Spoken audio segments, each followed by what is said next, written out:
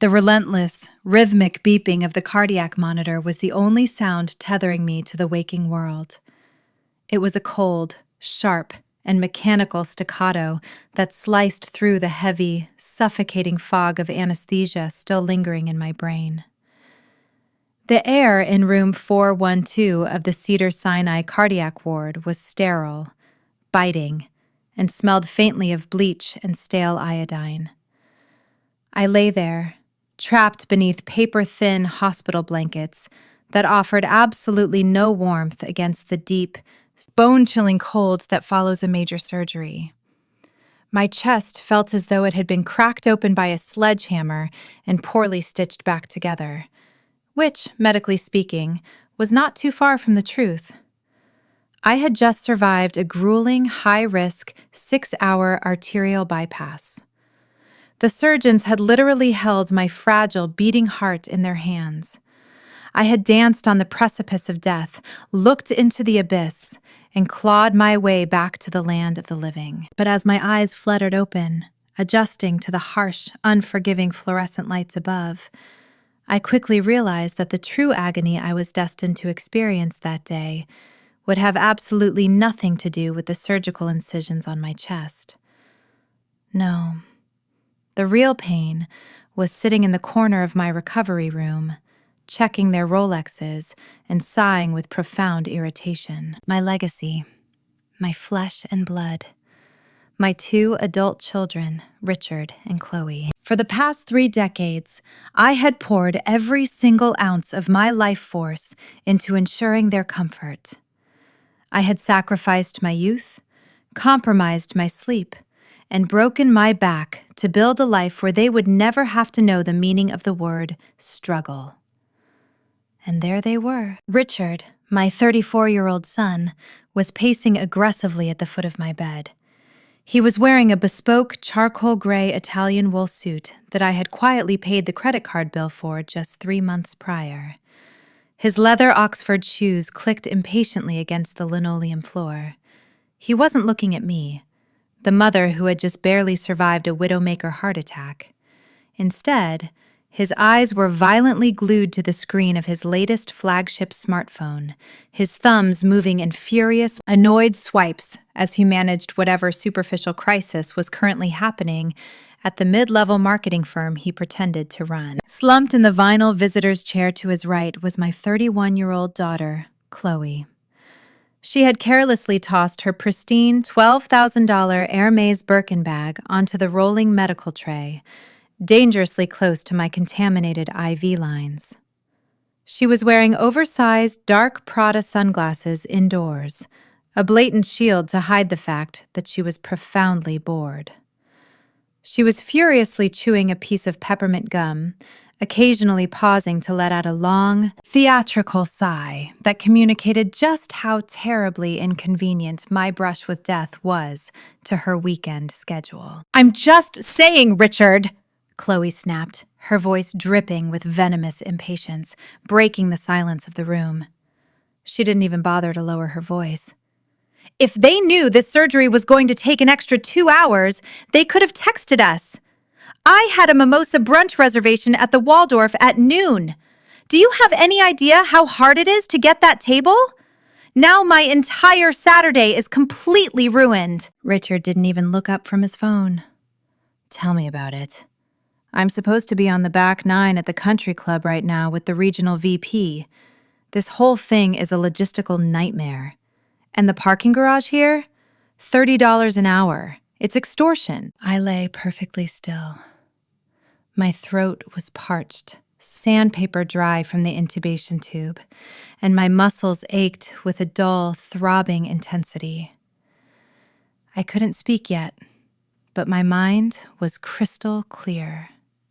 I listened to the 2 human beings I had given life to, the 2 people whose lavish college tuitions, down payments, and luxury cars I had silently funded, complain bitterly about the cost of parking while their mother lay bleeding in a hospital bed. Before I could muster the strength to even whisper a greeting, the heavy, oak-colored laminate door to my room swung open. Nurse Martinez stepped in. She was a kind-eyed woman in her late 40s, carrying a digital tablet and a small plastic cup containing 2 highly specialized pills. "Ah, Mrs. Sterling, you're awake. Thank heavens." Nurse Martinez smiled warmly, stepping up to the side of my bed and gently checking my IV drip. "Your vitals are stabilizing beautifully. You are incredibly lucky, ma'am. That was a very close call." I managed a weak, appreciative nod, forcing a small smile through the intense pain radiating across my sternum. Nurse Martinez then turned her attention to Richard and Chloe, her professional demeanor shifting to one of polite urgency. "I'm glad you both are here," she said, looking at my children. "Mrs. Sterling is doing well, but her blood pressure is experiencing some severe, dangerous spikes due to the postoperative trauma. The doctor has prescribed a highly specific, rapid-acting anticoagulant and pain management cocktail to prevent any immediate blood clotting and to manage the extreme pain she is about to feel as the anesthesia wears off entirely." Chloe finally pulled her Prada sunglasses down the bridge of her nose, eyeing the nurse with absolute disdain. "Okay, so give it to her. Why are you telling us?" Nurse Martinez cleared her throat, clearly uncomfortable but maintaining her professional composure. "Well, unfortunately, there is a slight bureaucratic hiccup. Because this specific medication is considered an experimental Tier 3 drug by her current supplemental insurance, it requires an immediate out-of-pocket copay before the hospital pharmacy will release the secondary dose. The initial dose is here, but we need to secure the second dose immediately to maintain the block." Richard stopped typing on his phone. His jaw clenched. "A copay? How much?" "It's $500, Nurse Martinez stated clearly. "I know it's unexpected, but it is absolutely critical for her immediate pain management and to ensure she doesn't throw a fatal clot in the next 4 hours. Her purse and personal belongings were locked in the hospital safe during the emergency admission, and the administration office is closed for the weekend.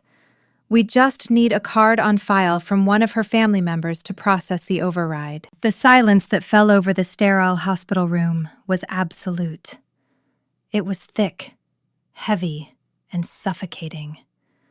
The rhythmic beeping of my heart monitor seemed to amplify, echoing off the bare walls as I waited for one of my children, the children who were collectively wearing over $20,000 worth of designer clothing bought with my money, to simply reach into their pockets and hand the nurse a credit card. Instead, Richard let out a loud, mocking scoff. He actually laughed. It was a cold, cruel, and entirely humorless sound. $500? Are you kidding me?" Richard barked, stepping toward the nurse with an intimidating, aggressive posture. "For 2 pills? That is absolute highway robbery. This is exactly what is wrong with the medical system in this country." "Sir, I understand your frustration," Nurse Martinez pleaded, her eyes darting nervously toward my monitor as my heart rate naturally began to elevate in response to the tension. "But this isn't about the medical system right now. It is about your mother's immediate survival and comfort. She just had her chest sawed open. She needs this medication immediately." Chloe loudly popped her peppermint gum, rolling her eyes so hard I thought they might get stuck in the back of her head. "Look, lady, we aren't an ATM," she sneered, crossing her arms defensively over her designer silk blouse. "I literally just dropped $7,000 on a spontaneous trip to Tulum next month, and my liquidity is totally tied up. Why can't you just give her a heavy dose of Tylenol or some generic ibuprofen? She has a high pain tolerance. She'll be fine." My breath hitched in my throat. The sheer, unadulterated cruelty of the statement hit me harder than the heart attack had. "She has a high pain tolerance. She'll be fine." "Ma'am, Tylenol will not prevent a post-operative blood clot," Nurse Martinez said, her voice dropping an octave, losing her polite customer service tone and replacing it with stern medical authority. "This is a matter of life and death. It is $500. Richard aggressively shoved his smartphone into his tailored pocket and threw his hands up in exasperation. Well, I don't have it, okay? The market is incredibly volatile right now, and my crypto portfolio took a hit this morning. Besides, Mom always says she wants us to be financially responsible and not make impulsive purchases. Dropping $500 on overpriced hospital drugs seems pretty impulsive to me. They'll figure it out. The hospital legally can't let her die, right? It's a liability. I lay there, staring at the ceiling tiles. Every single word they spoke was a jagged knife twisting deep into the fresh wound in my chest. They weren't broke. I knew they weren't broke. Just 2 weeks ago, I had personally transferred $10,000 into Richard's account because he claimed he needed to upgrade his home office aesthetics to impress clients. Last month, I paid off Chloe's Platinum Amex because she cried to me about the stress of her mounting luxury boutique debt. I had spent my entire adult life pouring millions of dollars into their bottomless pits of entitlement, sacrificing my own peace of mind to ensure they had the very best. And now, as I lay bleeding, broken, and clinging to life in a hospital bed, they were refusing to part with $500 to save me from excruciating agony. They were haggling over my life like it was a defective piece of merchandise at a flea market. "I'll ask one last time," Nurse Martinez said, her voice shaking with suppressed rage as she looked at my 2 monstrous children. "Will either of you pay the $500 for your mother's life-saving medication?" "No," Richard said coldly, adjusting his silk tie in the reflection of the hospital window. She should have checked her insurance policies better before she decided to have a heart attack on a Saturday. "We aren't enabling this hospital's extortion. Come on, Chloe. Let's go grab a coffee downstairs. The air in here is giving me a migraine." Chloe immediately grabbed her Birkin bag, tossing her hair over her shoulder. "Thank God, I am literally starving. Bye, Mom. Feel better, or whatever. We'll be back when you're less dramatic." Without another glance in my direction, without a single touch to my hand, my 2 children turned their backs on me and walked out of the heavy wooden door, letting it slam shut behind them. Nurse Martinez stood at the foot of my bed, completely frozen in shock. A single tear betrayed her professional composure, slipping down her cheek as she looked at me with profound, agonizing pity. She slowly walked over to my bedside, taking my cold, trembling hand in hers. "Mrs. Sterling, I am so incredibly sorry," she whispered, her voice breaking. "I will go down to the pharmacy right now. I will pay for it myself. I swear to you. I will not let you be in pain." That was the moment it happened. I didn't cry. I didn't scream. I didn't feel a single ounce of sorrow or self-pity or grief. The pathetic, loving, unconditionally forgiving mother who had walked into this hospital 24 hours ago had died on that operating table. The woman lying in this bed right now was completely different. The profound, agonizing betrayal didn't break me. It liberated me. It was as if a heavy, toxic blindfold had been violently ripped from my eyes, exposing the horrifying, parasitic reality of the monsters I had raised. The unconditional love I had harbored for them instantly evaporated, replaced by a glacial, unyielding, and terrifying clarity. They thought I was just a helpless old woman, a bottomless bank account that they could disrespect, neglect, and casually leave to suffer. They thought their inheritance was guaranteed.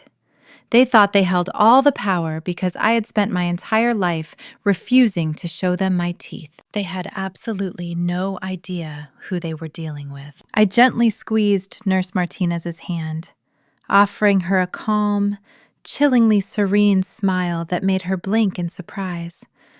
I slowly reached up, pulling the oxygen mask slightly away from my face. My voice was raspy, dry, but laced with an undeniable, terrifying authority. "Nurse Martinez, I whispered smoothly, my eyes completely devoid of warmth. Do not spend a single dime of your hard-earned money on me. You are a saint, but it will not be necessary. But Mrs. Sterling, the pain will be temporary, I interrupted calmly. There is a black leather bag locked in the hospital administration safe. Inside that bag is my personal encrypted cell phone.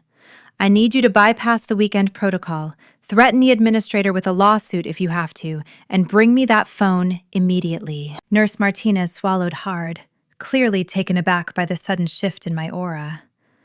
The vulnerable, dying patient was gone. In her place was a titan of industry waking up from a long slumber. Your phone? Ma'am, you need to rest. Nurse, I said, locking my hardened gaze with hers. Bring me my phone. I need to make exactly one phone call to my private wealth management banker in Zurich. Because by the time my children finish their overpriced lattes in the cafeteria downstairs, they are going to find out that they are completely, unequivocally, and permanently penniless. Let's pause the story right here for a moment. I want you to take a deep, steadying breath. If you are anything like I was, lying in that freezing, sterile hospital bed, I know exactly what is happening to you right now. I know that your heart rate has accelerated. I know that your jaw is clenched so tightly that your teeth ache. I know that a hot, visceral spike of pure, unadulterated rage is currently burning in the very center of your chest. You are feeling the sickening, dizzying whiplash of ultimate betrayal. You just watched a mother, a woman who had just had her rib cage cracked open, her heart handled by surgeons, and her life saved by a razor-thin margin, be utterly abandoned by the two human beings she brought into this world. And over what? $500. A microscopic fraction of the massive, unearned wealth she had freely poured into their bottomless cups for their entire adult lives. You just watched a son in a bespoke Italian suit, a suit paid for by his mother, complain about the cost of parking while his mother's blood pressure spiked to fatal levels. You just watched a daughter carrying a $12,000 Hermes Birkin bag, fresh off a luxury shopping spree funded by the very woman bleeding out in front of her, roll her eyes and complain about missing a mimosa brunch. It is disgusting. It is vile. It is the kind of profound, chilling, emotional violence that leaves a permanent, jagged scar on your soul. But as you sit there watching this, feeling that intense anger radiating through your screen, I want to ask you a very serious, deeply personal question. Be honest with yourself. Does this scene feel eerily familiar to you? Does the sickening entitlement of Richard and Chloe remind you of someone in your own life? Because the ugly, unspoken truth about society, the dark, suffocating secret that we are all conditioned to sweep under the imported rugs of our carefully curated family gatherings, is that blood does not equal a blank check. Sharing a genetic code with someone does not automatically grant them the right to treat you like an ATM, a doormat, or a disposable resource. Yet, millions of us are trapped in this exact, nightmarish dynamic every single day. I am speaking directly to you right now. The viewer sitting on their couch, or listening to this on their commute, or hiding out in their car just to get 10 minutes of peace away from a family that constantly demands everything but offers absolutely nothing in return.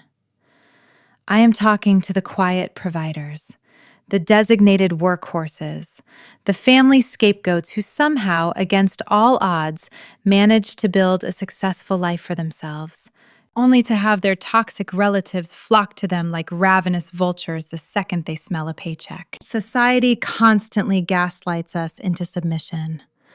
From the moment we are born, we are force-fed these dangerous, manipulative platitudes. Family is everything. Blood is thicker than water. You have to forgive them. They are your parents. They are your siblings. They are your children.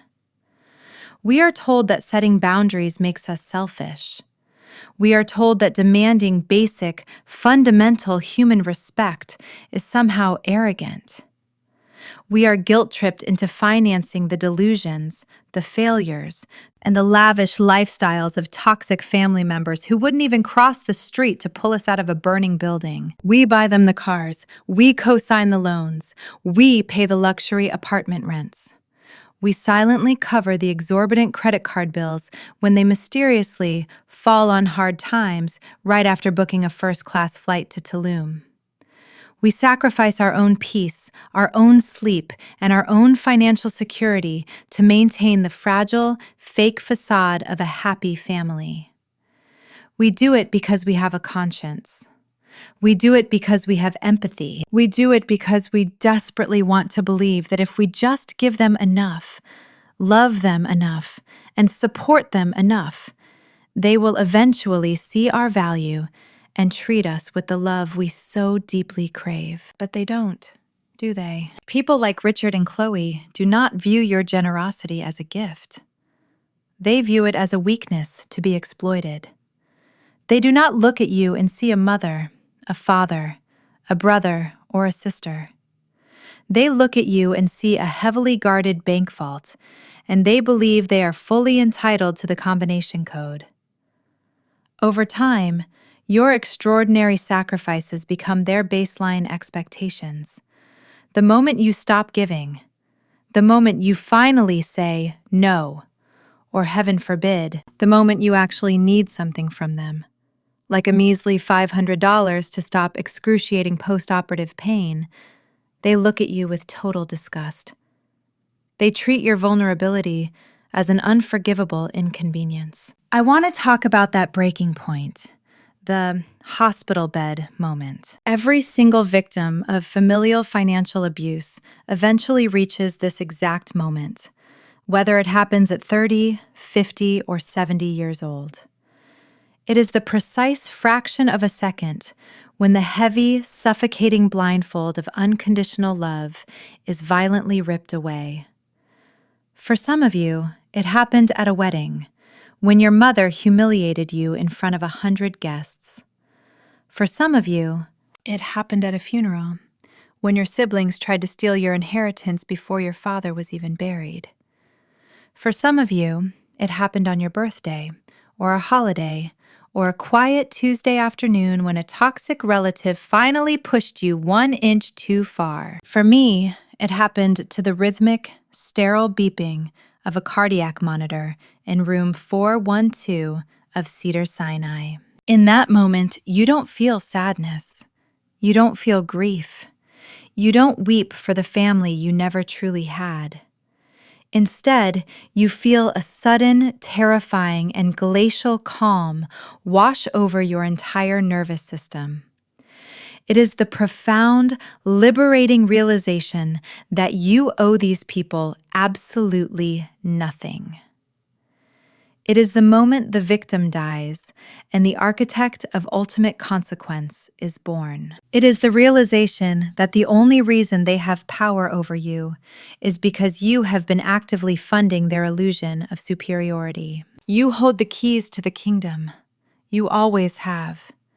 And the second you decide to lock the gates, their entire world will crumble into dust. That is exactly what we are going to explore in this story. You are about to witness the absolute, systematic, and entirely legal financial annihilation of two of the most entitled, toxic human beings to ever walk the earth. You are about to see what happens when the silent, bleeding ATM finally unplugs itself from the wall and calls in every single debt. I promise you, the vengeance that is coming is going to be so precise, so devastating, and so intensely satisfying that it will leave you completely breathless. Richard and Chloe are about to learn that the luxury lives they built on my back are nothing more than a house of cards. And I am the hurricane. But before we return to that hospital room, before I dial the number to Zurich and initiate a financial earthquake that will shatter their pristine, curated realities into a million jagged pieces, I need you to do something for me. I want to know exactly who is standing with me today. Scroll down into the comments right now and tell me where you are watching this video from.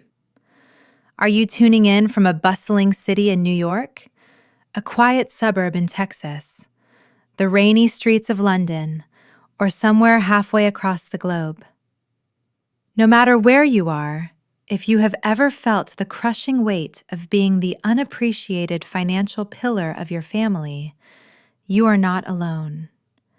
You are part of a global community of survivors who are finally waking up and taking their power back. If your blood is boiling from what Richard and Chloe just did, and if you are absolutely ready to watch them lose everything they hold dear in the most spectacular, humiliating fashion possible, I need you to smash that like button. Hit it so hard it shatters. Let the YouTube algorithm know that we do not tolerate emotional abuse, and we absolutely demand justice for the quiet providers who have been taken for granted for far too long. And most importantly, if you have ever had to look a toxic family member dead in the eye and completely cut them off to save your own life, your own sanity, and your own wallet, I need you to hit that subscribe button right now. Join this community. We are building an empire of strong, independent, fiercely protective individuals who refuse to be manipulated by the toxic illusion of family duty. We are a sanctuary for those who have learned that true peace only comes when you permanently evict the emotional vampires from your life. I also want you to share your story down below. Don't hold back. Use the comment section as your personal diary, your confession booth, your battleground. Have you ever been financially exploited by a parent? Has a sibling ever demanded you fund their lifestyle while actively disrespecting you? What was your hospital bed moment? What was the specific incident that finally caused you to snap, draw a line in the sand, and walk away forever? Share your experiences, because your story, your survival, might be the exact catalyst someone else in the comments needs to read today to finally find the courage to pack their bags and leave their own toxic situation. We read every single comment, and we draw immense strength from your resilience. So, take one more deep breath. Settle into your seat. Pour yourself a glass of wine or a cup of coffee and get comfortable. Because the pathetic, forgiving mother Richard and Chloe left behind in that cardiac ward is gone forever. She flatlined. The woman who just woke up has a private banker on speed dial, an offshore trust fund they know absolutely nothing about, and a heart made of absolute ice. Let's get back to the hospital. Let's watch the empire fall. As Nurse Martinez practically sprinted out of room 412, her rubber-soled shoes squeaking against the polished linoleum in her desperate rush to retrieve my locked belongings, I was left entirely alone in the suffocating silence of the cardiac ward. The harsh fluorescent lights above me buzzed with a low electrical hum, casting long, sterile shadows across the pale blue walls. The sharp, mechanical, rhythmic beeping of my heart monitor was the only companion I had left in the world. Yet, for the first time in 34 years, the profound loneliness did not terrify me. It did not fill me with the crushing, familiar dread that usually accompanied my children's cruel departures. Instead, the silence felt like a heavy, suffocating wool blanket had finally been lifted from my chest, allowing me to draw my first real, unencumbered breath in decades. As I lay there, staring at the microscopic perforations in the acoustic ceiling tiles, the adrenaline pumping through my recovering veins began to sharpen my memories.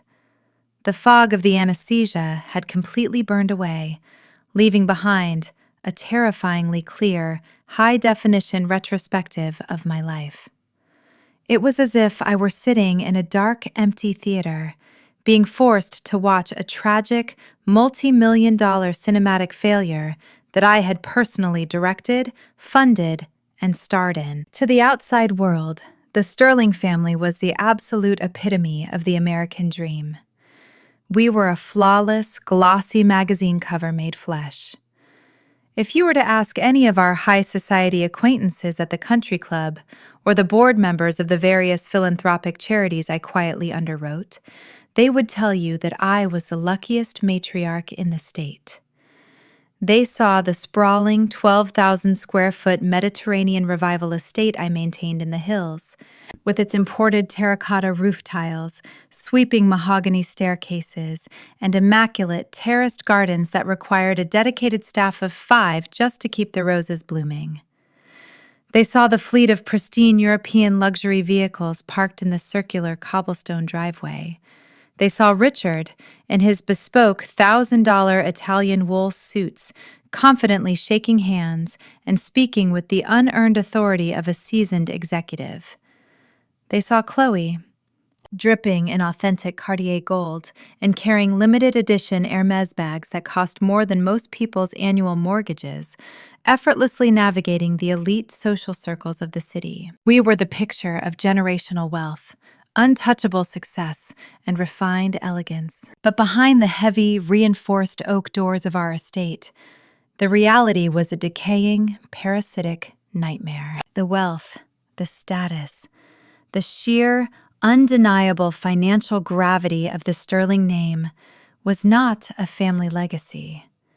It was not inherited from a long line of aristocratic ancestors, nor was it the result of a collective familial effort. Every single cent, every brick, every thread of imported silk, and every drop of vintage champagne was built entirely, exclusively, on my broken back. My late husband, David, had passed away from a sudden, massive aneurysm when Richard was 14 and Chloe was 11. David was a good man, but he was a dreamer, not a provider. When he died, he left us with nothing but a mountain of crushing debt, a second mortgage on a modest suburban home that was 90 days past due, and a terrifying, yawning abyss of uncertainty.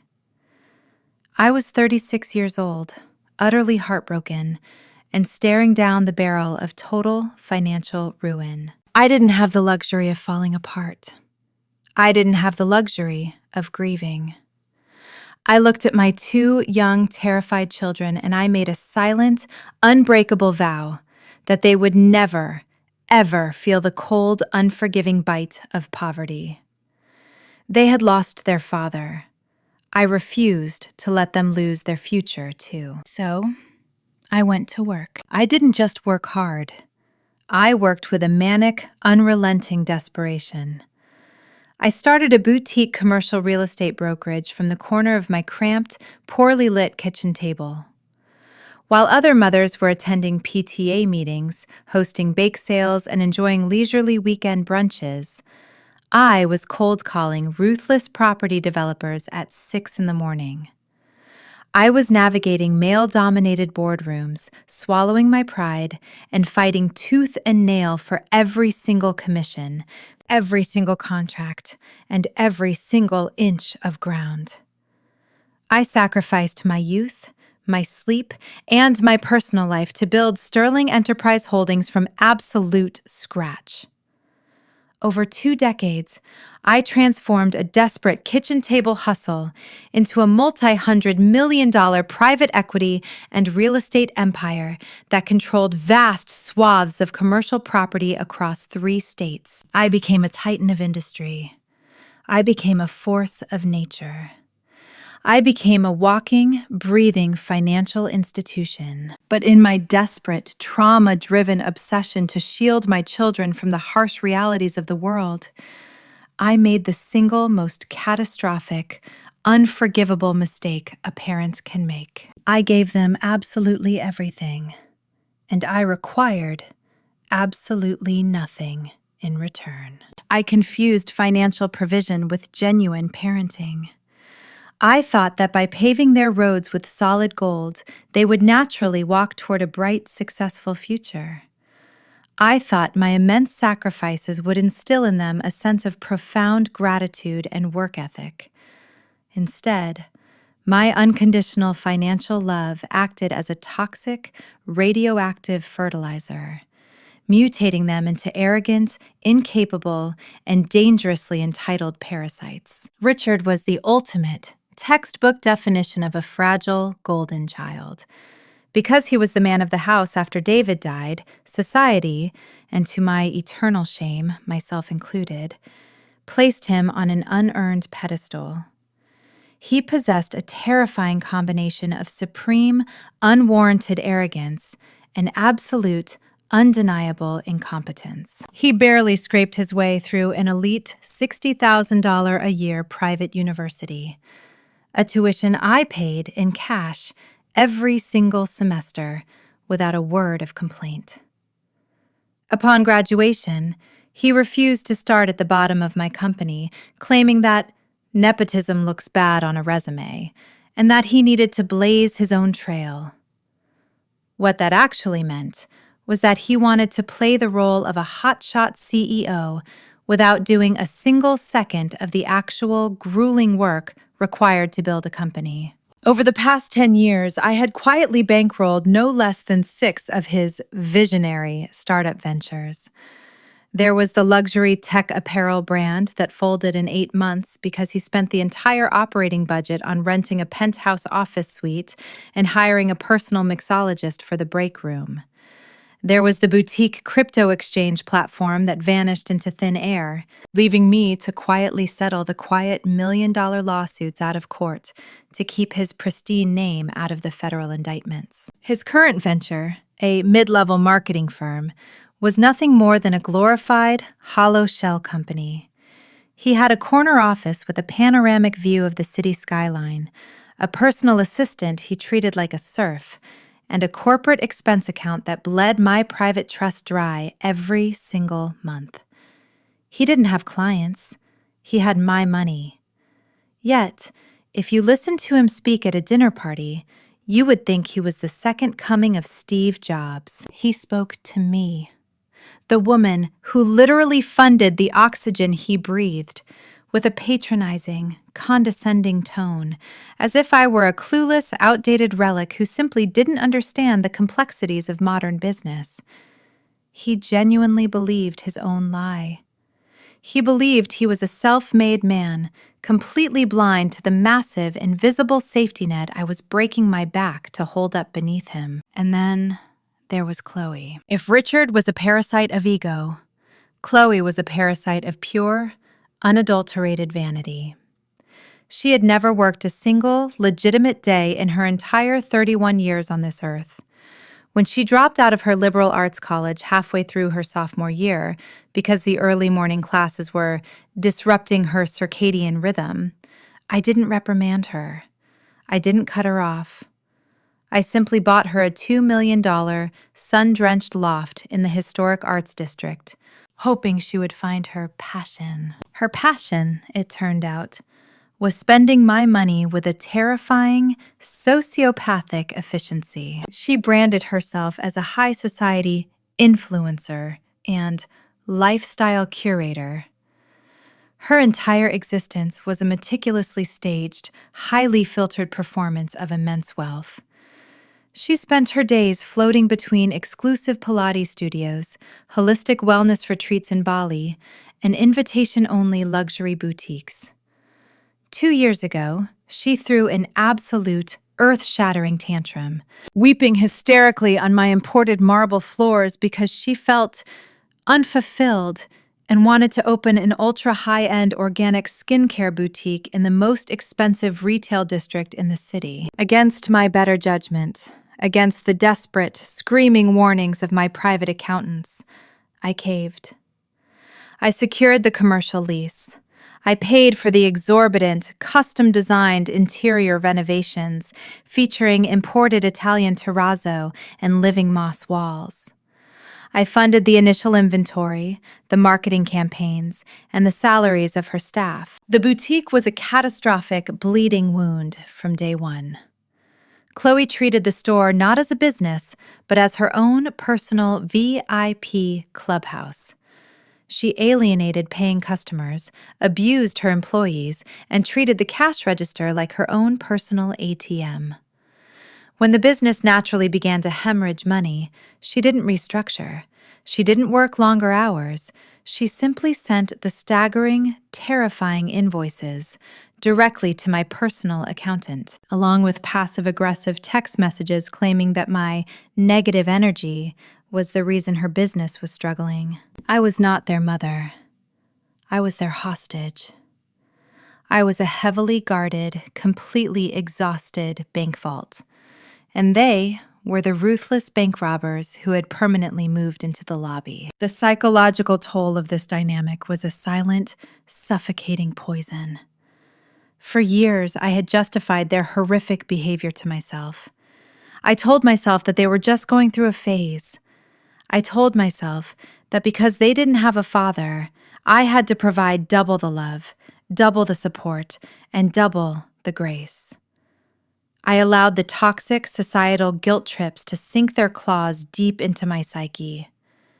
You have so much money, why wouldn't you help your own flesh and blood? What kind of mother lets her children struggle when she has an empire? Blood is thicker than water. Society constantly whispered these vicious lies into my ear, reinforcing the steel bars of my own prison. I was terrified of being labeled a bad mother.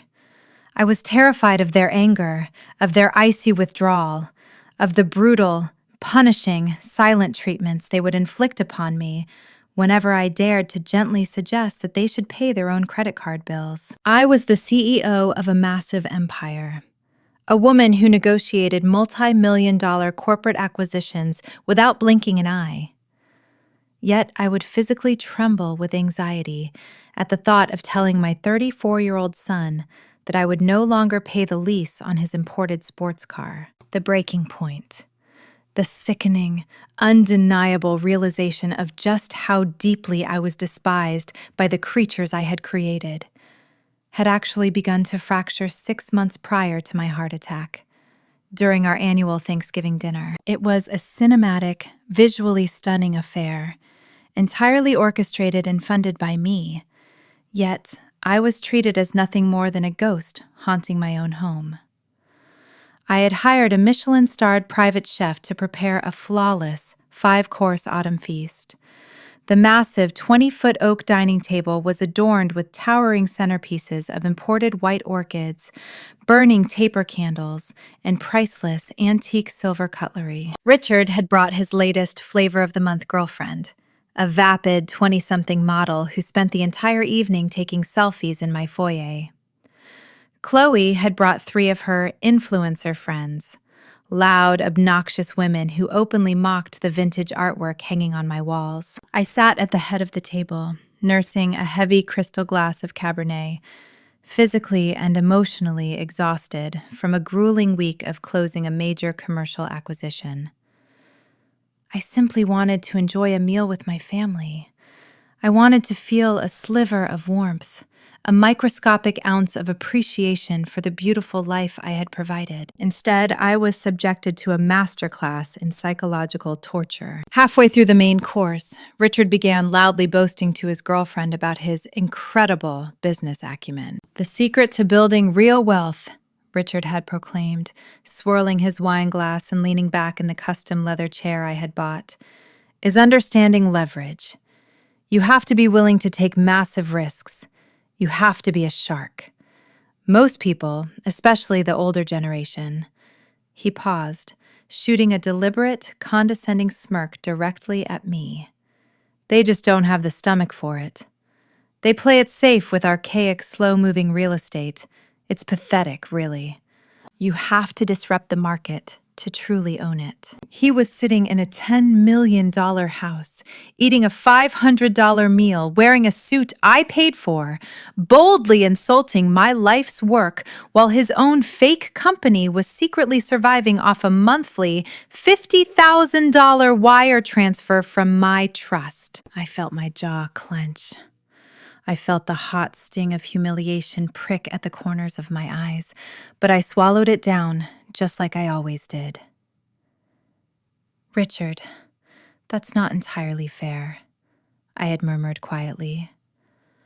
"Real estate provides a stable, generational foundation." Chloe immediately slammed her silver fork down against her porcelain plate, letting out a loud, dramatic groan. "Oh my God, Mom, please," Chloe snapped, rolling her eyes dramatically for her friends.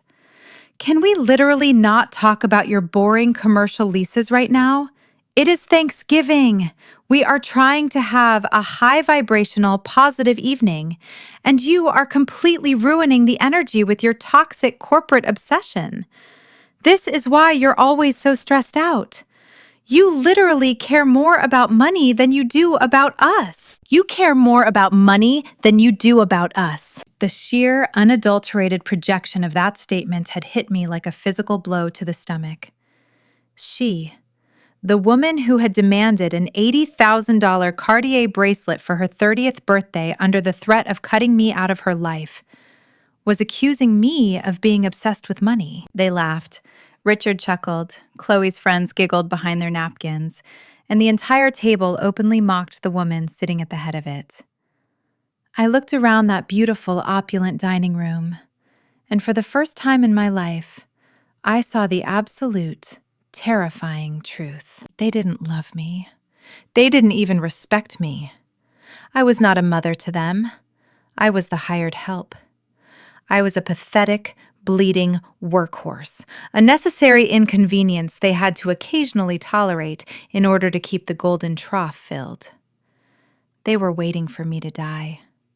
They were sitting at my table, eating my food, and silently, eagerly, counting the days until my heart finally gave out from the stress, so they could finally inherit the empire they so deeply despised me for building. That Thanksgiving dinner was the first. Hairline fracture in the dam. I had spent the next 6 months living in a state of quiet, agonizing emotional paralysis. I knew what I had to do, but I was utterly paralyzed by the fear of the immense, apocalyptic fallout that would occur if I actually cut them off. I was a coward. I continued to sign the checks. I continued to pay the leases. I continued to silently bleed out, hoping for a miracle that would never come. But the universe has a funny, brutal way of forcing your hand when you refuse to save yourself. The universe had decided that if I wouldn't stop my own heart from breaking emotionally, it would simply break it physically. Lying in the sterile, freezing cold of room 412, the rhythmic beeping of the monitor seemed to synchronize with the newfound icy resolve hardening in my veins. The cowardly, desperate mother who had sat at that Thanksgiving table, swallowing her pride and taking the abuse, had died on the operating table this morning. Richard and Chloe's refusal to pay $500 to save me from excruciating agony was not just an act of extreme selfishness. It was the final, fatal mistake of their parasitic lives. They had finally pushed the boundaries of my unconditional love past the point of no return. They had arrogantly assumed that my silence was weakness.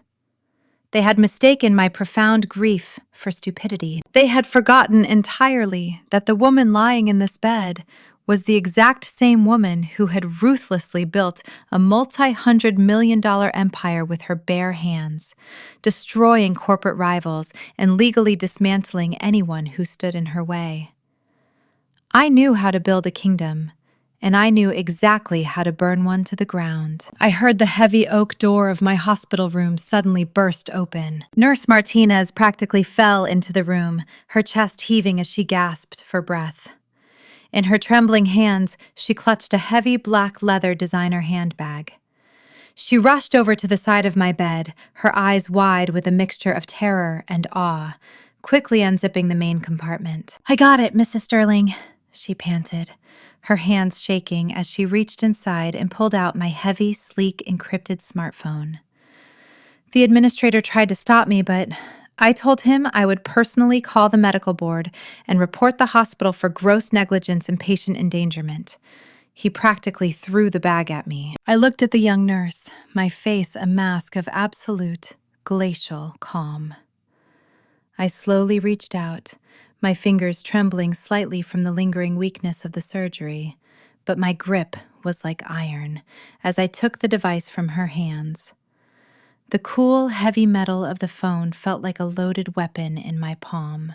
"Thank you, Nurse Martinez," I whispered, my voice steady, cold, and dripping with an undeniable, terrifying authority.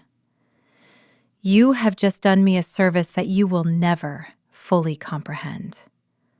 Now, I need you to step outside, close the door, and ensure that absolutely no one interrupts me for the next 10 minutes. If my children return, you tell them they are barred from this floor by hospital security." Nurse Martinez swallowed hard, nodding rapidly. "Yes, ma'am, absolutely." She didn't question me. She could feel the sudden, massive shift in the atmosphere of the room. She turned and practically ran out the door, pulling it tightly shut behind her. I was alone again. I slowly pressed my thumb against the biometric scanner of the phone. The screen illuminated the dark room, casting a harsh, pale light across my face. I didn't hesitate. I didn't feel a single ounce of doubt or fear or remorse. My heart rate on the monitor next to me actually began to slow down, returning to a perfectly calm, steady, and utterly ruthless rhythm. I bypassed my contacts entirely. I didn't need to look up the number. I had memorized it years ago, keeping it locked away for an emergency I prayed would never come. I dialed the international exit code, followed by the specific, highly classified 12-digit sequence that connected directly to the private desk of Julian Vance, the Senior Wealth Management Director at the most exclusive, impenetrable private banking institution in Zurich, Switzerland. I brought the phone to my ear, listening to the long, echoing ring of the international connection. Richard and Chloe were probably downstairs right now, sipping their overpriced imported lattes, complaining about my dramatics, and eagerly awaiting the day they would inherit my throne. They were about to find out that the Queen wasn't dead yet, and she was about to strip them of every single thing they held dear. The line clicked. "Vance," a crisp, deeply professional voice answered on the other end. I took a deep, slightly painful breath, feeling the fresh stitches in my chest pull tight, and I smiled. It was not a warm smile. It was the smile of an apex predator that had just locked its jaws around the neck of its prey. "Julian," I said calmly, "it's Evelyn Sterling. We are initiating Protocol 0. Liquidate it all." The line to Zurich was completely silent, save for the faint, microscopic crackle of the encrypted satellite connection. It was a heavy, expectant silence, the kind that precedes a devastating seismic event. In the hyper-elite world of global private banking, Protocol 0 was not a term used lightly. It was the financial equivalent of a nuclear launch code. It was a failsafe I had established a decade ago, a meticulously designed kill switch intended to protect my vast empire from hostile takeovers, sudden cognitive decline, or, in this highly specific case, catastrophic parasitic bleeding from within my own bloodline.